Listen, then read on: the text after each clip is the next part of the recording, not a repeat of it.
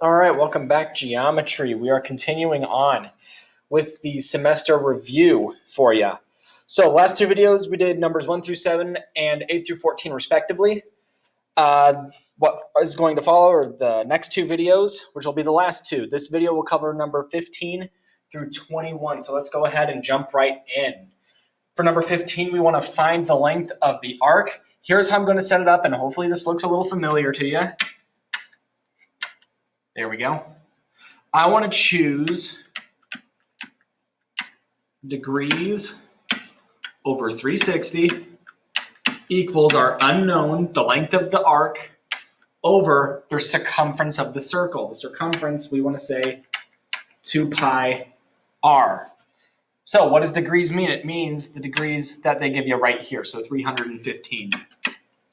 315 over 360 equals x. Now we got to find the circumference, 2 pi r. So maybe I'll just show that work right over here. 2 pi r is 2. My radius is 16 times pi, which is 32 pi. So I'm going to write 32 pi right down here. Now, I'm going to show you the easy way to do this. You may guess that, yeah, you want to cross multiply. Reduce the fraction on the left first. It's going to make life a whole lot easier. So whenever you reduce 315 over 360, you get 7 over 8. So 7 over 8 is x over 32 pi. And from here, we cross multiply. So, excuse me, you have 8x equals 32 times 7 is 224. So 224 pi divide by 8, divide by 8. It doesn't specify that we need to leave this in terms of pi. I am going to leave this in terms of pi. So 224 divided by 8, that gets you 28 pi. So 28 pi, don't forget your units, here it's feet. So 28 pi feet is x. And there we go. Number 16. This time we want to find the area. I'm going to set it up pretty much the same way, except one other thing's going to be different. So I still have my degrees over 360. That's the same. So degrees over 360 equals x over, now here's the different part. I want to find the area. So I'm going to use the area of a circle instead. Pi r squared. And maybe I'll show that work over here. Pi r squared, my radius is 11. So 11 squared pi, which is 121 pi. Yikes. It's been doing that a lot on Candy for me. I don't know if you guys have that trouble, but I certainly am. Okay.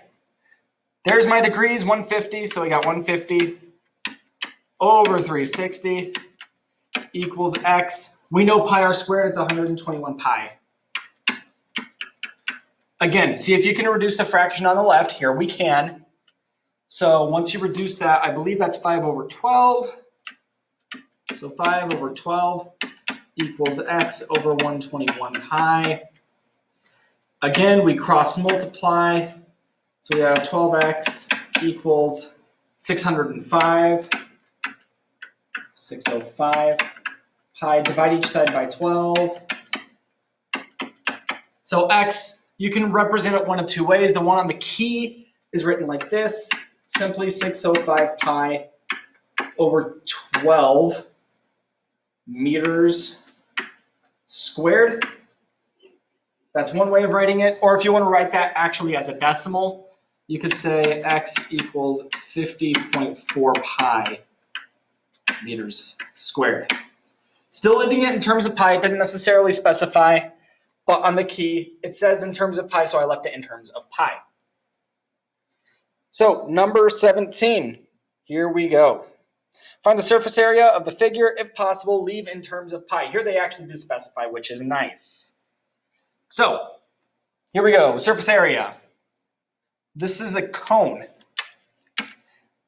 So we have 1/2 CL plus B. Now here C represents the circumference of the circle. And then L we call the lateral height or the slant height. And then capital B is just the area of the base. Here the base is a circle. So let's go ahead and crank out some of these numbers. So we have 1/2. I'm going to go ahead and put L. We know that right away. That's 13.4. Now we got to find C. C is, wow, that looks terrible. I'm going to try that again. Not doing a very good job at writing today, am I? 2 pi r, or pi d. I'm going to use pi d because we already know the diameter. It's 12. So pi times d is 12 pi. Cool. Leave it in terms of pi, so there we go. Now I'm just going to make sure I'm where I need to be. So 1/2 times 13.4 times 12 pi, there we go. Now I got to find the area of the base, which is pi r squared. Radius is 6. So we have 6 squared pi. I might be running out of room here. So I'm going to go ahead and get rid of this notes down here. If you wanted to get that copied down somewhere on your paper, you can always feel free to rewind this video. So just to get all caught up here, 1/2 times 13.4 times 12 is 80.4. So 80.4 pi plus 6 squared is 36. So we got 36 pi. Add those two together. That gets you the surface area, which is 116.4 pi miles squared. And there we go. Number 17, done. Here we go, number 18. Surface area, this is a prism. So we have perimeter times height plus 2 times the base. Here my base is a regular pentagon. So I need to use the area formula of a regular, whatever you call it. The word is escaping me for a moment. It doesn't matter. Polygon, thank you. There it is. Surface area of regular polygon. Perimeter, which is 12 times 5, because it's 5 sides. That's 60. So P equals 12 times 5, which is 60. Somebody's wanting to give me a call, but I'm not going to entertain them right now. So we got 60 times the height, which is 12, plus 2. Remember, the area of a regular polygon is 1/2 times the apothem times the perimeter. We already know the perimeter, it's 60. This A that we're concerned with is 8.3. So 2 times 1/2. I'm running out of room here. Let me see if I can scroll over quick. There we go. 2 times 1/2 times 8.3 times 60. So now we just got to do all of that algebra. 60 times 12, 720. 2 times capital B is 498. Add them together and you get 1218 miles squared. And there we go. There's number 18 done. Got number 19 now. We want to find the surface area once again. Here we have a pyramid. Surface area of a pyramid. 1/2 PL plus B. Capital B, mind you. P once again stands for the perimeter. L is the slant height, kind of like what we saw for the cone. And then capital B is the area of the base. So we have surface area equals 1/2. Perimeter, each side is 8. 8 times 6 is 48. Where did I get that 6 from? 6-sided shape, it's a hexagon. Lateral height pardon me, is 13 plus, I'm going to write it down here because I don't want to bleed into number 20. Capital B, once again, regular hexagon. It's 1/2 times the apothem times the perimeter. So I'm going to say 1/2 apothem 6.9. Perimeter, once again, 48. Doing all that algebra and simplifying, we get 312 plus 165.6. So that leaves us with a surface area of 477.6 yards squared. And that's the surface area. And there we go, number 20. We've got a cylinder, not to be confused with a cone, because I always make that mistake, it seems like. Surface area, CH plus 2 times capital B. So, in other words, if you want to think about it like this, you may have seen it like this before. 2 pi RH plus 2 pi r squared. Yikes, it did it again. Let's try that again, shall we? Come on.